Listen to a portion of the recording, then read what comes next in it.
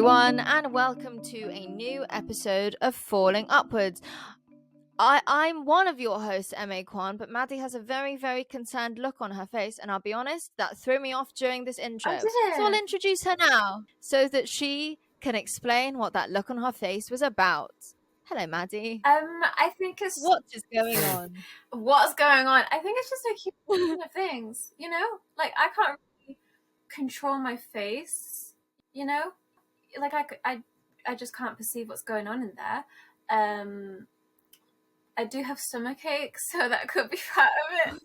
But also, we did just spend like 20 minutes trying to get the podcast host to work. So, yay, good start. Well, no, I mean, because like obviously I just pressed the record button and then I was like, woo, I'm going to talk. And then you just heard your brow was very furrowed. I was like, oh no. I do have... Is there something that's happening that I don't hear? I do have impressive eyebrows, though.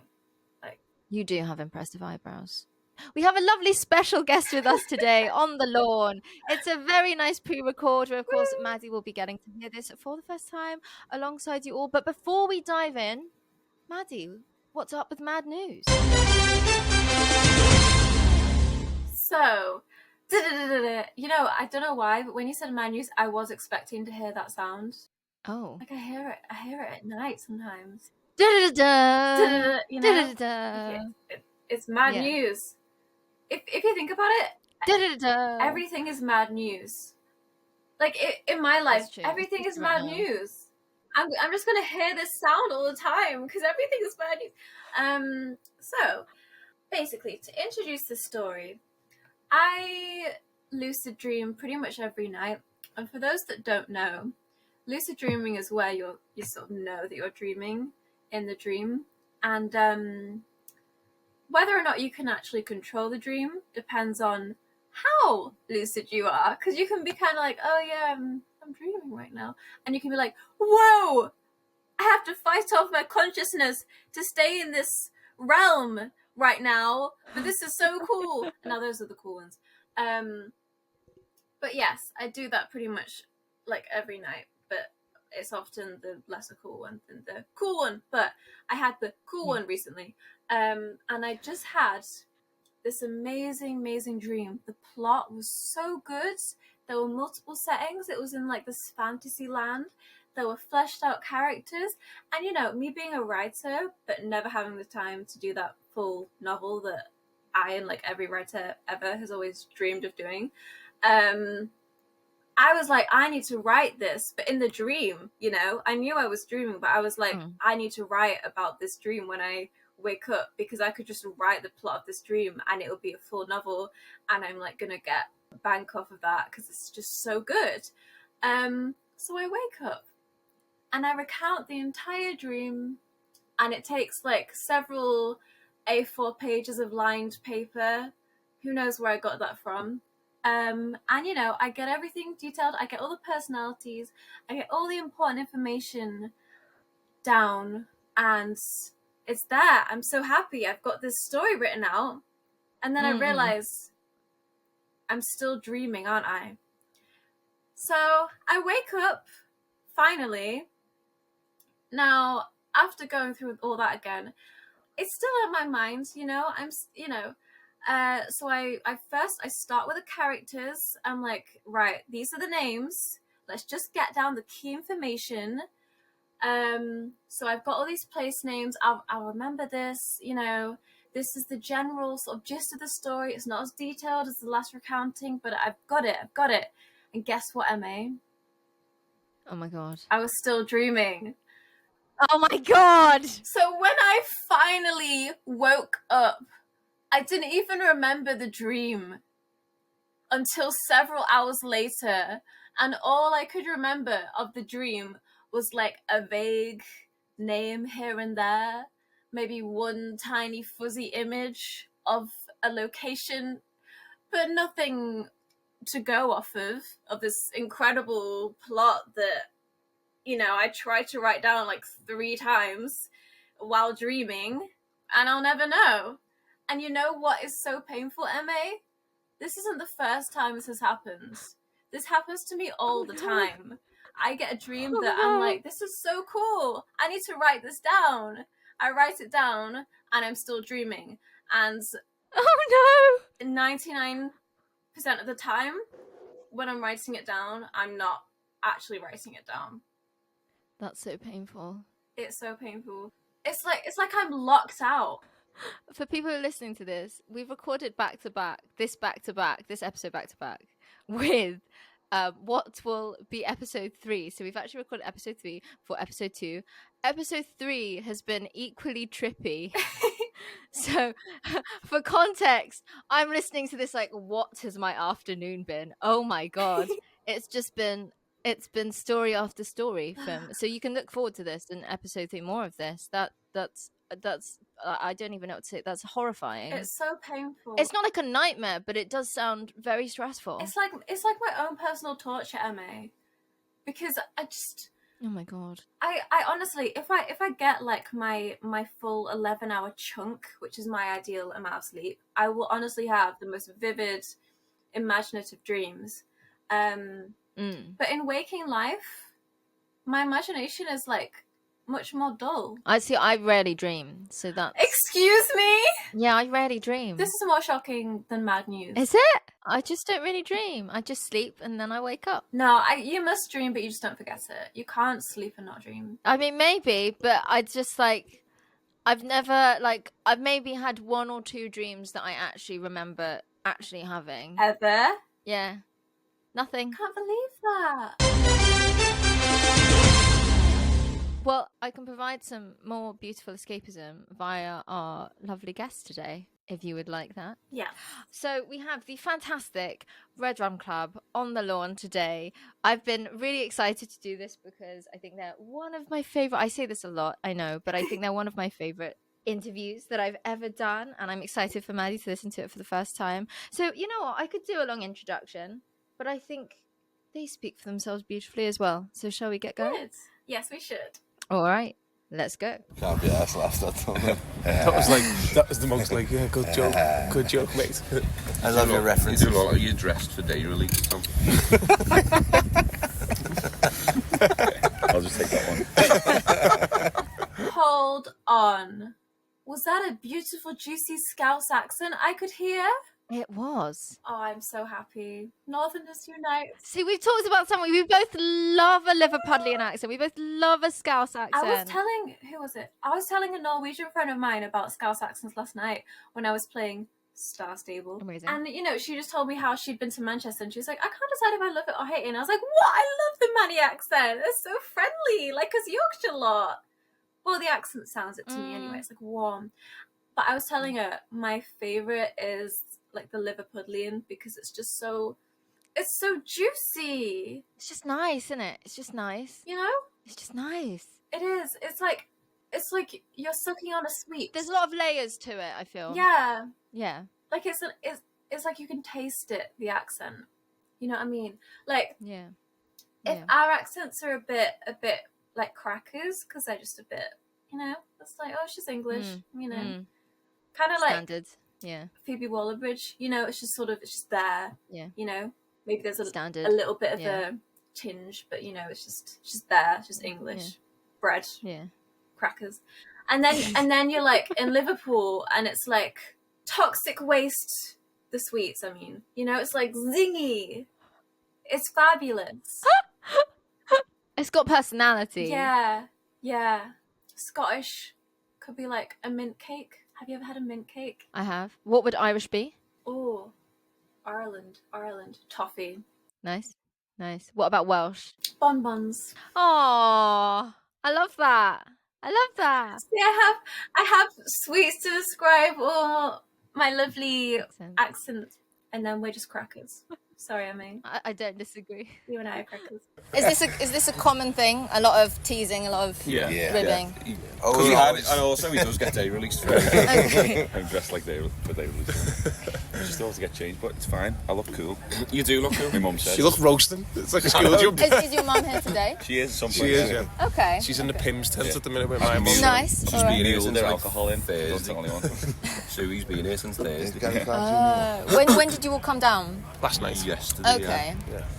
All awake and ready to go, or like a touch hungover? Is there? No, we're okay. I had 4 drinks, no 5 drinks, I think. I had And that's many more enough than to be jolly but not too hungover. I woke up early this morning, I was a little bit nervous. Yeah. Yeah, just a bit jittery, ready to get over it. Much more chilled now though. Yeah. What are you most looking forward to about performing here? finishing. In a way, we are looking forward to the night. Thanks for But we can't wait to play. It's like music. Just hearing them flowing. It's so charming. Honestly, I'm having such a good time just listening. Yeah, no, I'm excited to play. It's a big stage. Do you And, want to tell your face that, Tom? I'm smiling. No, I am excited to play. it's a big stage. You haven't been on it yet, have you? No. It's a and the crowd. I'm just hoping there's enough people there for Oh, it no, to there won't be any. look full. But we're right by the gates, Yeah. so we're the first thing people see. So hopefully, There's a few bars nearby, so... I took a train down from Liverpool this morning, and there was a lot of Red Rum Club fans. yeah. There's a lot of people on the People like, oh, That are secretly. yeah. Secretly, Well, yeah. you should represent the city, shouldn't you? There's a lot of people on the train. Yeah. How do you prep for something like this? How meticulous is it, or do you just kind of go in and wing it? What's your process? We're quite well rehearsed at the moment. It's done quite a lot the first half of the year, so we haven't have to be too worried about that side of things, have we? No, quite we well rehearsed. just like top up, don't we? So like we're in constantly, like once a week, twice a week in our studio playing together anyway. So we just stay pretty fresh. We've practiced 3 times. So we'll be amazed. 2.5. today. It's almost a bit like your reward, isn't it? Like just being on the bill with like such big artists. Like this is kind of the stuff you were dreaming of when you were a kid. So like they were just more focused on that side of it and just enjoying it rather than like worrying. And about it's usually a the playing better too show much. when we do that. Yeah. And we're just- Don't Why think is that? about Like it the as much. energy and like knowing that you're a part of Being a that. bit Yeah. relaxed. Yeah, being relaxed. relaxed is the key thing, I think, to enjoying it. Otherwise, you're like, And you're more relaxed when it's not your show. right. You know what I mean? When it's someone else and everyone's like, Yeah, there's less pressure. there's less pressure. So that's what it feels like today, especially. There's less pressure as well. Knowing that this is a festival where there will be people checking you out that have maybe never checked out your music before, and with the new album out so recently as well, do you go into this going, actually we're going to play like a mix of the hits versus say when you're touring and you know that the people are there just for you? How does that affect how you craft a set list? We haven't got any hits yet.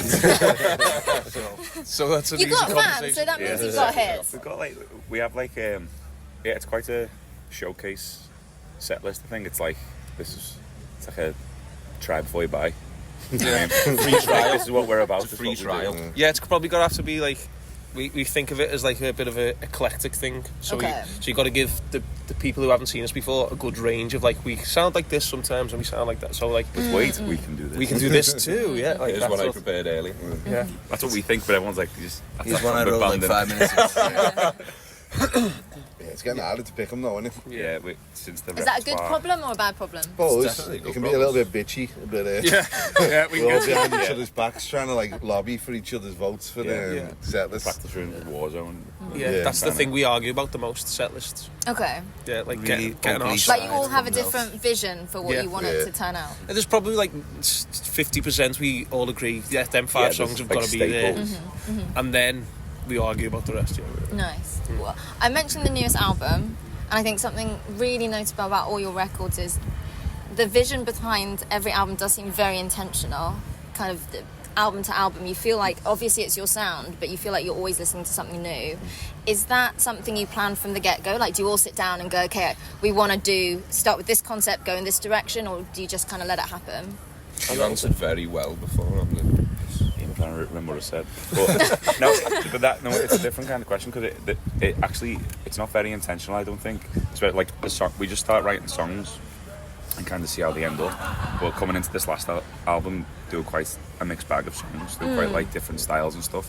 And we were a bit worried, like stylistically going into it, but our producer kind of drew a line through it. Well, we had an idea. We had like the songs, but then we had an idea of Well, ideas come the on the way, story, like. the story of the album, though, didn't we? In a sense, Yeah. we moved out of Liverpool city centre to our own studio, and we were surrounded by like like the docklands and scrapyards and stuff. So we wanted it to sound a little bit like that I think journey. you do it retrospectively. So, though, yeah, like we you- wrote the you pull songs them and then together. you kind of look at what you've written and you're Yeah, like, oh, it must, like, it's kind of, the songs tell you what it should be like. I think with the long amount of time between albums on this, like between the third and fourth one, it's the longest between releases as well. So I think you get to like kind of, you don't know, you always progress before you realise, and then it just kind of comes naturally. And changing producer as well. Yeah, and a lot of the time we planted, there's been a few times like, our next album we should do this, and it never ends up being. Well, it's also a case of like we all, the six of us, we all have a say in what goes on artistically and visionary, so we have to talk about it in order to get your thing across, and then it makes it even more like sort of deliberate then, do you know what I mean?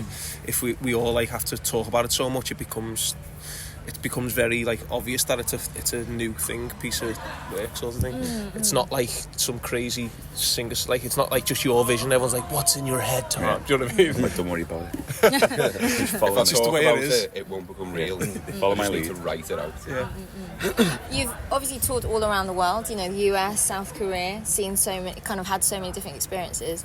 Knowing that in this streaming age, your music is really going to everybody, not just in the UK, how does that affect the way that you approach things? Are you conscious of it? Do you sit there and go, oh my god, I had a fan from Thailand that emailed me and that was really cool, and you know, how much does that do say some funny words sometimes. Well, we do. Mute the television set. Yeah. So maybe we pimped ourselves out a bit for America on that one. I think America's definitely one. I wouldn't say it was like intentional though. I think it just rhymes. No, it's not a conscious thing though. I think like we love the like obviously the experience of traveling and meeting new people might have like a subconscious effect, but we've never really sat down and thought like, let's write a song for. I think it's also like going to back from America with new accents. No, it's inspirational in the sense that like we know we can write songs that sound like, you know, sound like they can work in California. Like so, it's never the objective. It's never like, the objective. Because it never ends up being like that. You're like, as soon as you're like, that sounds like. It sounds like America. It doesn't. No. But it opens you up to like you're almost like got the license to maybe sound a little bit like an American band if you come back with The River. I had a song called The River, and it's a little bit like a little bit country, a little bit like, and we sort of allowed ourselves to make it sound like that because we've been to Texas. It's funny that how your accent can change when you sing, and it's not even a deliberate thing mostly, although sometimes people do like try to sound American or try to sound British in a part of a song to sound cooler or posher or whatever they're, you know, attempting. But when they're not attempting, it's funny how you can have like the strongest accents and yet still come out sounding pretty similar to like other singers. How you know your singing voice can be so different to your speaking voice. It does fascinate me. I wish I had more of a style of singing, but I'm not very good. Surely you can sing. I'm sure you can sing. You have a good musical ear. Well, I'm good at like pitch. Right. And I sang in the talent show in year 6 in primary school, Read All About It by Emily Sandé. And like I practiced with my friend for months. And that, you know, I feel like I was a pretty good singer back then, but I only really like come along to things or sing along to things in my bedroom, but I wouldn't call myself a good singer. Do you have like a different voice when you sing? Yes, because I don't like okay, two things. I feel like I don't personally like my natural vocal tone, but then also I was trained quite both classically and theatrically as a kid, which of course comes out a certain way. And okay, I feel like the easiest example is like people have talked about Ariana Grande doing Wicked, where the way that she sings is obviously more theatrical and more operatically inclined because that's what the character and the production of course requires, versus if you think pre-Eternal Sunshine, how her vocal tone and well just how her vocals in general sounded then. So I am very conscious of it because it's like if I sang the way I would in a musical to sing a pop song, it just sounds horrendous. Well, I think it sounds horrendous. Like the pitch is fine, but it just does, you know, like it doesn't sound right. Yeah. Do you know what I mean? It doesn't sound right. It doesn't suit the genre. Yeah. So I found that interesting what they said as well, with like the fact that when they've gone out and spent a lot of time in these other places, that does like give them license, or they feel like that gives them license or influences them to write in slightly other styles. Yeah. Like even though they're so grounded in Liverpool and Liverpudlian culture, and then they go across to like spending time in Texas, spending time in California, and that suddenly gives them like, More I would love customs. to know, like for artists, like I love to know for artists that like if they moved place every time they did an album, how much of that album would have the influences of that place. Like it would be such an interesting experiment. But obviously you'd need someone to sign up and basically go, would you mind please live like 3 years in London and then make an album, and then live 3 years in I don't know, Cardiff and make an album, and live 3 years in I don't know, Mumbai and make an album, just to see like how much it would affect the music they made, like whether it was conscious or subconscious, do you know? There's chords that are more common in certain places of the world than others. Like I love the like science behind it. You'd love to see it in an artist, do you know what I mean? Yeah. Like because they clearly they spent time in the US, and that did change what they felt they could make, or like the sounds that they were making. And obviously you couldn't get somebody to sign up to like a 30-year social experiment to see if that would do it, but it would be so interesting just to see what would happen. It's like if I put you in the Antarctic where there is no musical culture whatsoever, what do you make? Does it become all, is it penguins or polar bear? I think it's penguins. Does it become more penguin influence? Like, you know, like it'll be interesting. A lot of squeaking. Was it the Beatles who one of them, when like writing the song, they were writing it with like yeah or something, and the dad was like, you should make it more English, it's too American, and he wanted them to sing yes. Can you imagine? Oh goodness. We have like a lot of British musicians that do have American influences in their songs, and like on the other side of things, you know, you have American musicians that have influenced from British rock or things like that, and it's a big world. Also, I noticed that we genuinely just enjoyed listening to their dulcet tones for about 8 solid minutes, or however long. Yeah. I feel like usually when we're listening to these lovely pre-recorded interviews, like after 2 or 3 minutes, Mads is like, I've got some vibes, I've got something to say. But no, we have just been enjoying listening to their very lovely voices. Was it really that long? Listen, they have a flow that I didn't want to interrupt. Why is everyone wearing cowboy boots? There's a tiny bit of arrogance as well, being from Liverpool and knowing that previous music that's come out of there as well as kind of been quite worldwide. So you accept you have it. license to do it. Yeah, you can play on that a little bit as well. Are any of you Liverpool fans? Are you geared up for the season? Yeah. Oh, okay. So no Everton fans. No Everton all fans, Liverpool fans. Oh, okay. The one who stay quiet. Right, okay. Does that lead to conflict when you're watching a game? Yeah, I've got my own dressing room. Got a big new dressing room on the front, haven't you? Big ground. You have to paint his beer cans blue. Right, Don't drink anything red. Right. Yeah. You don't even say our band name, do you? No, we are Blue Rum Club. Well, I feel like I need to provide context also because Maddie does not probably understand the context. Liverpool is obviously Liverpool Football Club, and their biggest city rivals within the city are Everton. Hence why I asked the question if any of them were Everton fans. Oh, but they're both. And there was one Everton they're fan. both Liverpudlian. Yes, yeah. So one of them was an Everton fan, and hence because you know we do have global listeners, they might not know. So hence him joking that there was terrible conflict and strife. Should I become a Man City fan just to annoy Emma?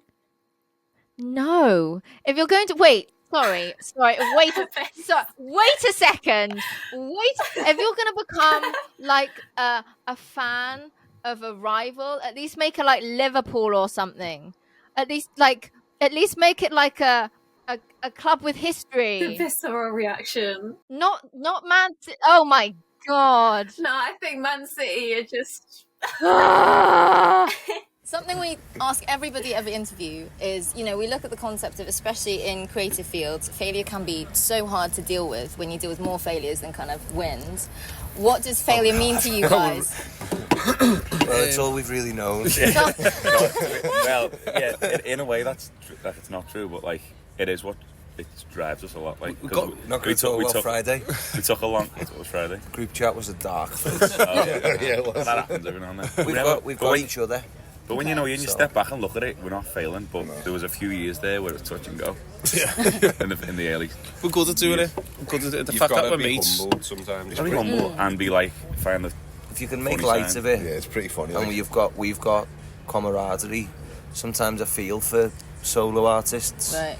because we have a group chat where we can all whinge Right. to each other, and you're in the same boat with a group of other people who are all trying to do the same thing. We share the burden of failure, don't we? Really. Yeah, or if someone's having a bad day, it's like noticeable, and then other people are like, no, I feel good about it today, and like they gear the other person. Yeah. Or You can shut up. It's very rare that we're all having a bad day together. Right. That's when we blame the management. Right, okay.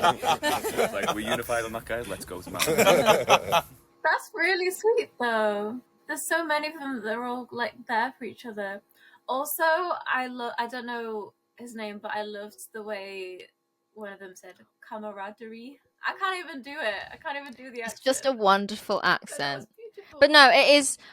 To be honest, that's what I enjoyed so much about doing this interview in particular, because they just feel like one big family and they're all chatting and they just love making music together, and they've been through so many different good times and bad times together, and they've just embraced. It just feels like they've embraced their journey, and the fact that they get to do that journey together, it's so palpable when you chat to them. It's just such a lovely energy. They just it's like they're this one big entity. Yeah. And it's got like several mouths, but they all just sort of know what the others are going to say, and they just sort of flow together. I know that sounds a bit gross, but do you know what I mean? Yeah, like a hive mind. Yeah. They're like a hive mind. Do any of you have like a favourite failure? That's a good question. Like the time with gig, it was really good. This jumper. My favourite failure. It kind of depends what you consider a failure, Oh, because Whatever you want to some make of our it. failures other people I've got consider to be like a resounding success. Yeah, I don't think anyone's got one. I have definitely. Yeah, It's I not like even a one failure, always to be honest. comes It's just into typical me. us. Okay. So we played a festival in Stockholm, and like we flew in, yeah. got picked up at the airport, Okay. driven straight to the venue, like to the side door, and they like ushered us in, and they were like, right, this is where you're going to be playing. We walked into this massive room, like must You be were like, about yeah, it's sold out 3,000 cap, stuff and they were there, like, yeah. yeah, it's sold out gig. And like we walked through where the crowd was going to be stood, and like up some sets of stairs, and we were like, oh, we're going into the dressing room, and we went into this tiny room, like smaller than that. They were like, so this is where you're going to be playing.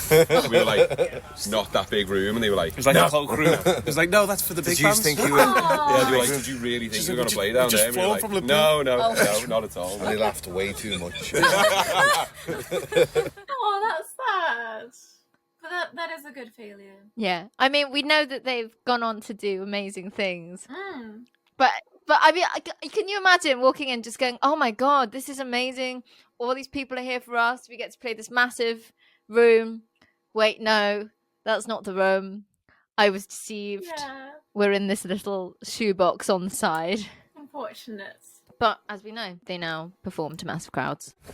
There's been loads of moments. It was great. Yeah, there's it's been good, a lot Good of crowd here for that Stage gig. It invasion. was a failure. A guy fell over the drum kit. Oh yeah. Oh. Crazy. It was like Nirvana. We headlined a tent at the Isle of Wight Festival. What, like a crowd member? Yeah, like there was a stage invasion. So someone fell over the drum kit.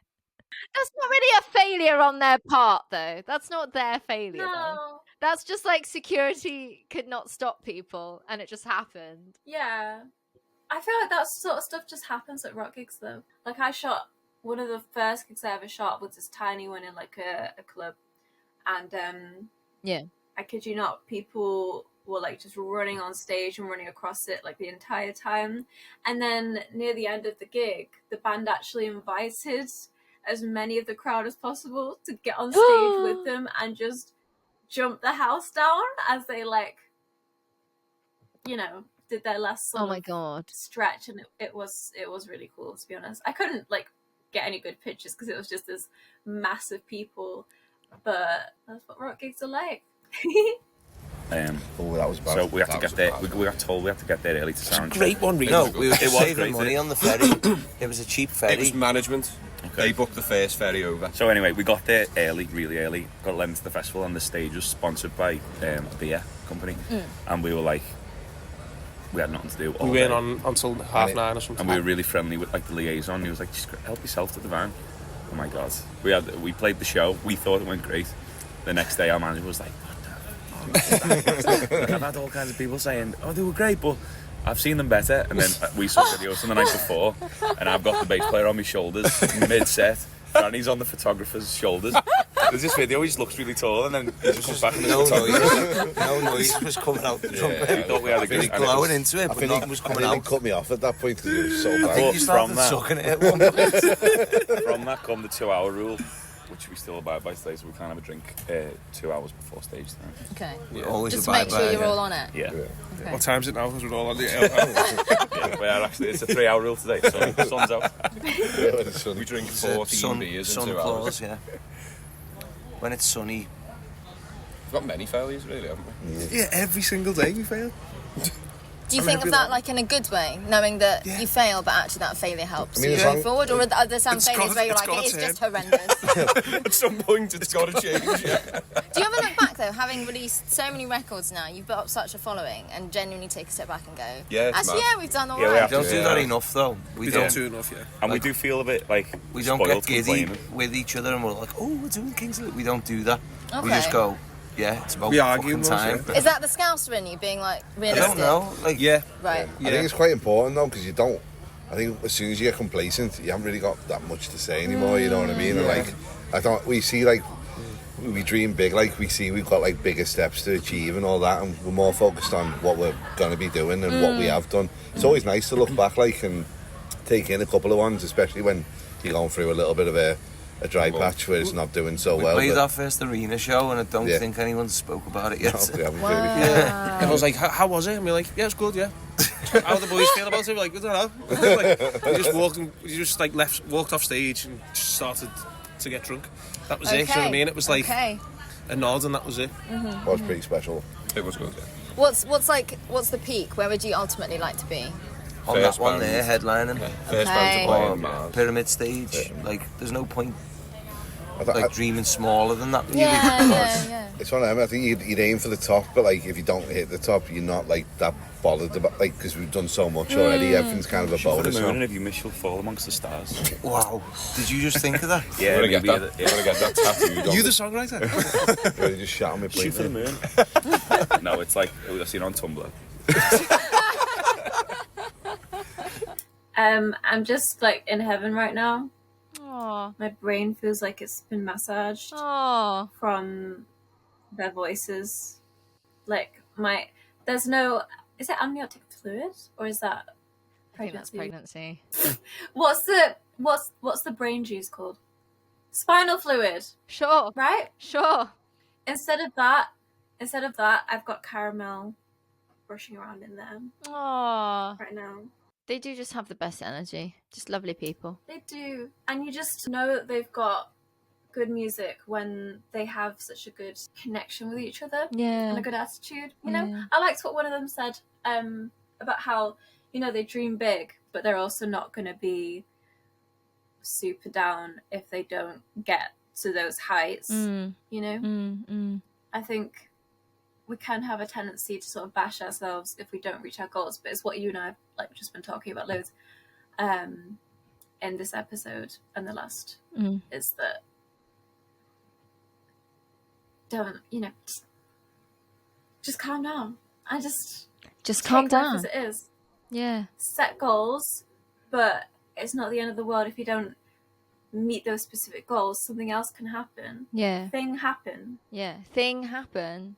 Exactly. Thing That will happen. make sense I think- when you hear the next episode, which of course we recorded before this episode. But yes, thing happen.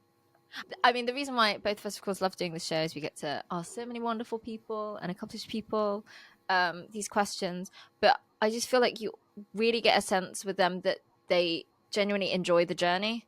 They take time to like enjoy and appreciate and bask in the journey, which I know, both of us, we definitely don't take enough time to do that. And lots of people, when you're really driven, you don't take time to, but you get the sense with them that they do, even though of course they said that they don't do that enough, but you do get that idea that they do actually appreciate and at least try to make the effort to stop to breathe, appreciate to look at the view, and enjoy what they're doing and love the music they're making. I think that comes across when you listen to them as well. So yeah, I've just thought of like a really cool analogy. Oh yeah, my brain is just so powerful. Maddie. But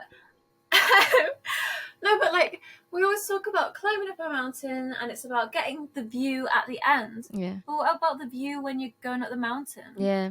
It's there. Yeah. You know? Yeah. There's loads of mountains in the Lake District where you'll be midway up, but you can turn around and you can look at the lakes and the valleys. Yeah. You need to make sure to actually enjoy the ride, man. Exactly. Yeah. You and I need to do that more. Yeah. We're both trying. We're trying. We are trying. Before we get to hear the Red Rum Club's lovely sign-off messages, it is time for the exchange. Maddie, what would you like to throw into the exchange today? Oh, I know what. Okay, you go. No, you go, because I was thinking. Plasticine can create so many wonders, can't it? It can. I feel like I've entered some alternate dimension now. I want all my conversations to feel like that. Yeah, Wallace and Gromit, 10 out of 10 movie. Oh my god, have you seen the newest one on BBC iPlayer? That's what I'm referencing. No, because I don't know. I don't know. Like, I love The Wrong Trousers, so it's like I don't know if. Oh well. Do you know what I mean? Classic. Yeah. But yeah, I mean, I personally have been a Feathers McGraw fan before all the recent hype, so you guys have nothing on me. OG fan here. But you know, I seriously am. Do you know that film was like 31 years old? The Wrong Trousers. Crazy. No. Yeah. Are you being real? Yeah. Oh my gosh. Look it up. Wait, let's look. See, some things are timeless. Some things are timeless. 1993. So yeah, 31 years because it came out in December. That's amazing. So Feathers was in jail for 31 years, and it took him 3 decades to get his revenge. Wow. But oh boy, was it good. Wow. It's a good film, watch it. 10 out of 10 movie. That was delightful. Okay, you've inspired me for my one. If you have not watched Dream Factory, which is the Inside Out spin-off series, I highly recommend it because it's amazing and I cried like a baby. And to be honest, because they split it into 4 episodes, but if you watch it back to back, it just runs like a movie. It's almost kind of like the third Inside Out movie, though it's its own thing, and it's just wonderful. And actually, Maddie, because you were talking about lucid dreaming, I think you'll really love it. Oh, I hadn't heard of this. But if you have not had the chance to watch it, lovely. Yeah. Dream Productions, that's what it's called. Dream Productions. Yeah, I would catch that. It is just fantastic. Oh, because I love Inside Out. I think we talked about it when we chatted to Stephanie. We talked about the second one as well, didn't we? Yeah. Oh yeah, definitely. So check it out. I think you'll enjoy it. Mm-hmm. Yeah. Watch amazing, wonderful things, everybody. Woo.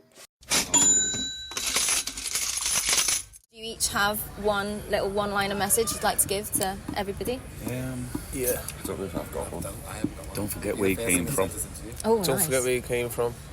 Shoot for the moon. Yeah, do that one. Do that one. That can be the whole band one. Let's do it again. What are we? Look after yourself. Yeah. Look after. If you don't laugh, you cry, amen. Yeah, that's a good one. Yeah. That is the one. That probably sums up. If it was easy, everyone would do it. Yeah. It was easy. A lot. Yeah. Basically, anything our managers told us when we've got long faces. Yeah, when we've been failing. Nice. Don't trust stairs. They're always up to something. Well, they always let you down. Oh yeah. Go on, you've got one. We'll keep going, you know. Yeah, my friend, he's had a baldy head for 2 years now, but he carries a comb in his back pocket. He can't part with it. Wow. bad. Oh, yeah, you weren't here. Thank you so much. Thank you. That's a good one. That was a great one. That's so poetic. They're magical. That's- They're just magical. There's got to be some like dimension to that. I loved that. They're magical. That was magical. What is yours for today? Thing happened. I can't top that. What am I going to say? See, they've also given good sign-off messages. Speak from the heart, MA. Okay, you know what? My sign-off message will be: treat yourself. Treat yourself. Whether that is having a nice bubble bath or just allowing yourself to have a slightly longer shower. I think I'm thinking of this because we're currently recording in the bathroom because that's where the connection is good. I was wondering. But treat yourself. Because it doesn't look... Oh, yeah. Yeah. That is so funny. Yeah, I'm in the bathroom. Yeah, so if you can have a bath, don't waste water, of course, we're not fans of that. But, just treat yourself. Treat yourself. Have a bath bomb. Or bubble bath or some bath salts. Or just some nice smelling shower gel. Just allow the aromas to, pep yourself up. Well, the lovely Red Rum Club, their newest album, Western Approaches, is almost 1 year old, so go and check that out if you haven't already. And they are playing several shows in the UK this year as well, so catch that too if you can. All the links will be in the description. And thank you very much for listening to another episode of Falling Upwards. Thank you.